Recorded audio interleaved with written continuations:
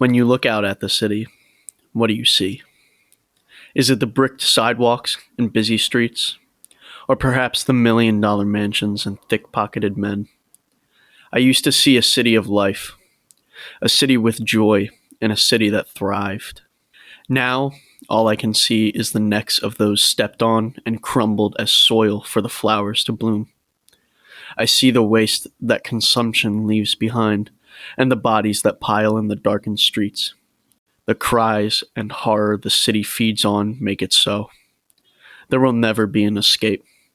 There will always be another case. And sometimes, we don't get to finish them. Detective Pepple's untimely failure only raised more questions as I was asked to fill his shoes. I just hoped that as I stepped into his role, I wouldn't meet the same final act. Pepple's old partner and I seemed to be making no headway with each new atrocity found. The horror we witnessed seemed only to grow. The symbol the killer left behind began to sicken my stomach at just the sight of it. I don't know how Pepple's partner continued to face the scenes each day. The knowledge that it happened to one of them before, it could happen to either of us again. My fear of ending up like Pepple only grew with each passing day and each body bagged. It was like playing a game of chess that was impossible to win. No matter how far we got into the case, no matter how close we would get to solving it, the killer was always 2 steps ahead. I spent hours poring over all the evidence I could piece together, retracing steps and studying the design of the killer's mark. It always felt like trying to solve a puzzle with too many missing pieces.